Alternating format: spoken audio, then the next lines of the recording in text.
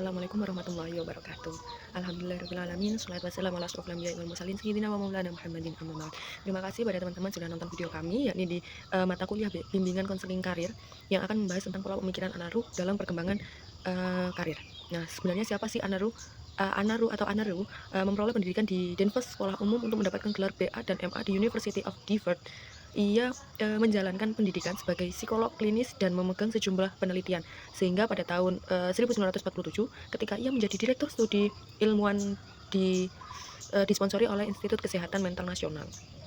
Nah, Anaru ini juga mendapatkan beberapa penghargaan, yakni pada tahun 1952 yang mengadakan fellowship. Pada tahun 1957 ia menjadi dosen psikologi di New York University, kemudian pindah ke Cambridge pada tahun 1959. Nah, apa sih yang akan kita bahas pada pertemuan kali ini? Nah, saya di sini tidak sendirian. Saya Laili Rahma Fadilah sebagai moderator, ada sekaligus materi bersama kakak-kakak kita yang cantik, mbak-mbak kita yang cantik, yakni ada Mbak Kalista Syifka Alianasari dan ada Mbak Sufi Maulidatur Rahmah. Yuk kita masuk ke dalam pembahasan. Baik, materi yang selanjutnya yakni dasar pemikiran teori Anaru. Teori Anaru dirumuskan berdasarkan hasil penelitian-penelitian yang dilakukan mengenai latar belakang perkembangan dan kepribadian para ilmuwan di berbagai bidang, antara lain dalam ilmu pengetahuan sosial dan ilmu pengetahuan alam atau biologi.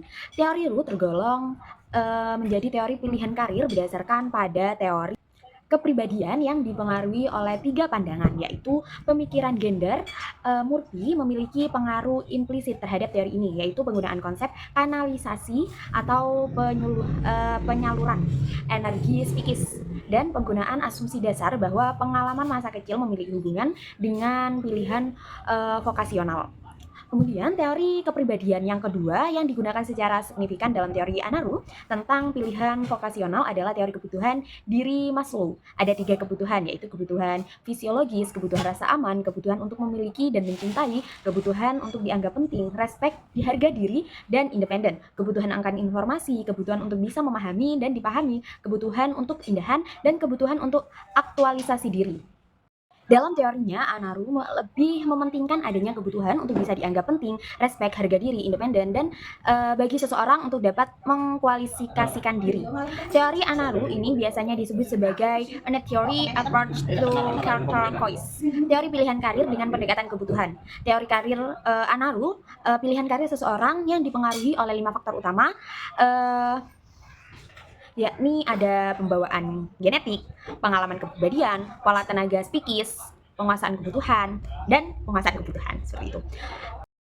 Yang pertama ada pengaruh genetika terhadap keputusan-keputusan karir. Anaru memandang genetika seseorang adalah warisan dari gen ayah atau ibu, sehingga pada prinsipnya individu memiliki berbagai potensi bawaan yang akan menentukan sifat-sifat minat, bakat, dan temperamennya. Pada akhirnya, potensi tersebut memiliki pengaruh yang besar dalam kehidupan seseorang, terutama dalam pemulihan karir yang akan dilalui pada masa yang akan datang. Seorang anak yang terlahir dari keluarga yang bekerja pada bidang jasa cenderung akan bekerja pada bidang jasa ketika ia dewasa kelak, seperti itu. Kemudian yang kedua ada pengalaman masa kecil. Berbagai pola asuh yang diterima individu pada masa anak-anak akan mempengaruhi bagaimana pilihan karir ke depannya di masa depan seperti apa. Selain itu, suasana dan iklim yang ada di keluarga juga memiliki kontribusi besar terhadap pemilihan karir individu. Suasana yang terjadi tersebut dapat saja berupa hal yang positif seperti kasih sayang, perhatian, saling menghargai.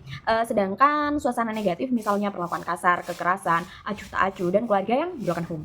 Kemudian yang ketiga ada kepribadian. Kepribadian seperti minat, sikap, dan yang lain berkembang terutama ditentukan oleh berbagai pola perolehan keputusan atau kekecewaan. Kepuasan yang diperoleh individu berkenaan dengan adanya kebutuhan dan cara menyesuaikannya ditentukan oleh lingkungannya. Yang keempat ada pola tenaga psikis. Adanya pola tenaga psikis dalam bentuk terwujudnya perhatian merupakan penentu utama sebuah minat seseorang. Yang kelima ada pemuasan kebutuhan. Seberapa kuat pemuasan kebutuhan? Hal ini sangat menentukan kuat tidaknya dorongan dalam pencapaian orang dalam menjalankan tugasnya. Anaru dan Sigelman mengemukakan hipotesis mengenai pengaruh pendidikan dan pola asuh pada orang tua terhadap anak, yaitu sebagai berikut. Yang pertama, lingkungan keluarga yang mencintai, melindungi, dan menuntut secara wajar akan menentukan anaknya nanti menjadi orang yang memiliki orientasi di masa kanak-kanak dan orang yang berorientasi dalam pekerjaan yang akan ditempatinya. Kemudian yang kedua, lingkungan keluarga yang menolak, mengabaikan, dan tidak acuh terhadap anak akan menggiring anak menjadi orang yang memiliki orientasi dalam pekerjaan. Kemudian yang ketiga, kondisi yang terlalu melindungi atau menuntut terlalu berlebihan akan menjadikan anak tidak memiliki orientasi dalam pekerjaan. Yang keempat, sebagian anak yang berasal dari keluarga yang bersifat menolak, kemungkinan orientasinya menjadi mencari kepuasan saja begitu. Kemudian yang kelima, lingkungan keluarga yang santai dan mencintai akan memberikan jumlah keterkaitan yang memadai. Nah, kemudian Anaru ini memiliki pilihan karir, memiliki pembagian atau pengelompokan dalam pilihan karir seseorang, yakni ada person oriented, yakni jabatan atau pekerjaan yang berorientasi pada kontak langsung dengan manusia. Misalnya orang-orang yang bekerja sama dengan orang lain, mereka dianggap memiliki menghayati kebutuhan yang kuat untuk diterima baik oleh orang lain. Ada pembagian lagi dari person oriented dari yang dikemukakan Anaru, yakni ada jasa atau service, pekerjaan yang tugas utamanya berhubungan langsung dengan kebanyakan orang. Nah, tugasnya untuk melayani orang lain serta berbuat untuk kepentingan orang lain. Ada juga yang kedua, yakni bisnis kontak atau kontak bisnis, pekerjaan yang berinteraksi langsung dengan orang lain dengan tujuan lebih kepada upaya untuk mempengaruhi dibandingkan dengan berbuat untuk kepentingan yang lain. Jika jasa tadi ini melayani orang, kalau yang kontak bisnis ini upaya untuk mempengaruhi dan untuk mempengaruhi seseorang untuk kepentingannya sendiri. Kemudian ada yang ketiga, yakni organization, pekerjaan manajerial serta membentuk interaksi yang bersifat formal untuk mencapai suatu tujuan tertentu. Biasanya kalau organization ini tujuannya sama antara yang memberikan sama yang diberikan, seperti itu. Kemudian yang keempat, yakni kebudayaan, general culture, pekerjaan yang tujuan utamanya adalah untuk pelestarian dan pewarisan budaya, seperti halnya pendidikan. Kemudian yang kelima dan terakhir, yakni ada seni dan hiburan, art and entertainment. Nah, pekerjaan ini membentuk interaksi antara orang-orang yang memiliki kreativitas dan keterampilan khusus. Kalau di Indonesia, seni dan hiburan ini seperti kayak artis-artis seniman, seperti itu. Dan juga ada dia jatuhnya bukan ke seniman pelukis. Nah, meskipun dia pelukis, itu keterampilan khususnya bertemu dengan banyak orang, bukan pelukis yang menyendiri, seperti itu. Kemudian yang selanjutnya, pembagian yang kedua, yakni ada non person oriented, yang berorientasi pada benda-benda. Jika tadi person oriented, nah yang berorientasi pada orang. Kalau non person oriented ini yang tidak berhubungan langsung dengan orang. Contohnya teknologi, pekerjaan. Nah, untuk selanjutnya, yakni non person oriented. Nah, apa sih non person oriented itu? Kalau tadi person oriented itu orang-orang yang bekerja yang berorientasi pada manusia, pada orang lain. Nah, kalau non person oriented ini yang berorientasi pada benda-benda, orang-orang yang lebih suka bekerja menangani barang atau benda yang dianggap kecenderungan mereka itu memiliki kebutuhan dengan kuat yang untuk merasa aman dan terlindungi dari bahaya. Biasanya bahasa simpelnya ini biasanya untuk orang-orang yang sedikit introvert gitu. Nah, untuk pembagian yang pertama, yakni teknologi, pekerjaan yang berorientasi pada produksi, pemeliharaan, serta segala sesuatu yang berhubungan dengan barang. Kemudian yang kedua, yakni luar ruangan atau outdoor, biasanya pekerjaan yang dilakukan di ruangan terbuka atau alam bebas yang tidak terlalu terganggu atau membutuhkan adanya interaksi tanpa membutuhkan interaksi dengan orang lain. Kemudian yang ketiga, yakni ilmu pengetahuan, science, pekerjaan yang berhubungan dengan pengembangan keilmuan teori konsep di bidang ilmu yang berhubungan dengan perilaku.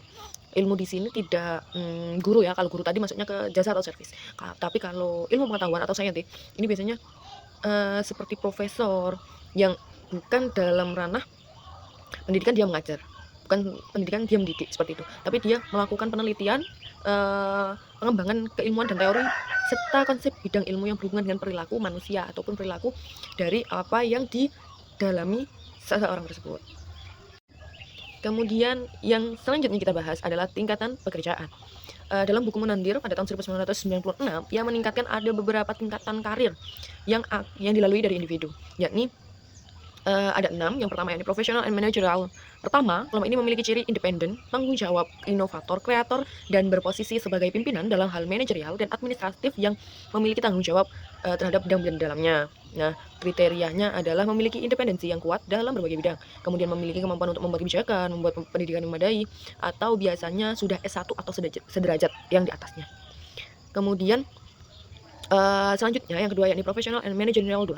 Kelompok kedua ini memiliki perbedaan yang signifikan dengan kelompok pertama di atas tadi. Perbedaan yang jelas adalah mereka memiliki kemampuan untuk menginterpretasikan kebijakan, kemudian memiliki kemampuan untuk melaksanakan kebijakan dan memiliki pendidikan setingkat diploma. Kemudian yang ketiga, yakni semi professional and small business, yakni kelompok yang memiliki kriteria bertanggung jawab yang rendah terhadap orang lain, mampu melaksanakan kebijakan untuk dirinya sendiri dan memiliki pendidikan setingkat sekolah menengah. Kemudian yang keempat, yakni skill. Kelompok ini memerlukan magang atau pelatihan untuk dapat mengerjakan kegiatan tertentu di dalamnya. Kemudian yang kelima, semi skill, yakni kelompok yang melakukan pekerjaan dengan tidak memiliki otonomi sendiri serta izin untuk melakukan tindakan didasarkan pada pemerintah. Kemudian yang keenam, yakni unskill, kelompok yang melaksanakan tugas tidak didasarkan dengan keterampilan tertentu. Kelompok ini tidak membutuhkan keterampilan atau pendidikan tertentu dalam melakukan tugasnya. Dalam buku Psychology of Octopus, menurut Ru, kategori jabatan ini ditentukan oleh kemampuan seseorang dan latar belakang sosial kulturnya. Menegaskan pula bahwa rata-rata anak yang berusia 18 tahun, kepentingannya akan cenderung mengkristal pada populasi umum. Berlainan dengan karya tulisnya yang terbit tahun 1972, Ro meninggalkan pandangannya bahwa corak pergaulan orang tua dan anak yang berbeda akan menghasilkan pendidikan jabatan yang berlainan. Sedangkan dalam hal ini Samuel Osipov berpendapat bahwa konselor sekolah dapat membantu orang muda yang belum mengenal dirinya mengenai pengaruh kebutuhan pokok yang melandasi motivasinya dalam memperjuangkan suatu gaya hidup. Dengan demikian, konselor sebaiknya meningkatkan tahap kebutuhan klien dalam menjamin karena jaminan ekonomis saja tidak membuat orang dewasa dan selalu merasa bahagia. Jadi, konselor juga harus membantu klien dengan semaksimal mungkin. Pembahasan yang terakhir yakni mengenai kelemahan dan kelebihan dari teori Anaro. Yang pertama mengenai kelemahan. Dari kelemahan ini, yang pertama, keakuratan pembuktian teori dari Anaro ini susah dinilai karena membutuhkan rentang waktu yang sangat panjang mulai dari tahapan anak-anak, tahapan remaja hingga dewasa. Beberapa ahli berpendapat bahwa kebenaran teori Anaro yang dikemukakan itu sangat sulit untuk diperoleh pembuktiannya secara cepat dan tepat. Kemudian kelemahan yang kedua mengenai sebagian besar atau sebagian banyak dari proposal-proposal yang dikemukakan oleh Anaro hanya berupa pengeneralisasian sehingga keterangan yang diberikan masih rancu dan ambigu. Kemudian kelemahan yang ketiga, perilaku yang ditampilkan oleh orang tua bukanlah sesuatu yang tetap atau sesuatu yang konsisten. Dalam menampilkan perilaku, orang tua sebagai individu yang dinamis tidak memperlihatkan atau menampilkan perilaku yang sama setiap waktu. Banyak faktor yang dapat menimbulkan terjadinya perubahan perilaku yang ditampilkan oleh individu dalam kehidupan sehari. Kemudian kelemahan yang terakhir, anak tidak hanya mendapat pengaruh dari lingkungan rumah, tetapi banyak lagi faktor lingkungan lain yang mempengaruhi. Nah, lingkungan keluarga itu merupakan lingkungan yang terbesar untuk mempengaruhi individu, tetapi bukan satu-satunya lingkungan yang memberikan pengaruh.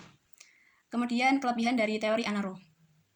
Yang pertama, dengan adanya teori ini dapat mempermudah mengklasifikasikan jabatan yang sesuai dengan potensi individu berdasarkan pola asuh orang tua, interaksi, serta pemenuhan kebutuhan. Kemudian, kelebihan yang kedua, dengan melihat kultural seseorang, maka dalam menyesuaikan diri di lingkungan pekerjaan akan lebih mudah untuk mempertahankan jabatannya. Kemudian, kelebihan yang ketiga, memudahkan konselor dalam memberikan layanan karir kepada klien dengan melihat latar belakang klien di masa kecil. Kemudian kelebihan yang terakhir, memudahkan konselor dalam memberikan layanan karir pada kliennya. Karena menurut Anaro, karir dapat dipengaruhi oleh pola asuh orang tua. Terima kasih. Akhirul kalam. Wassalamualaikum warahmatullahi wabarakatuh.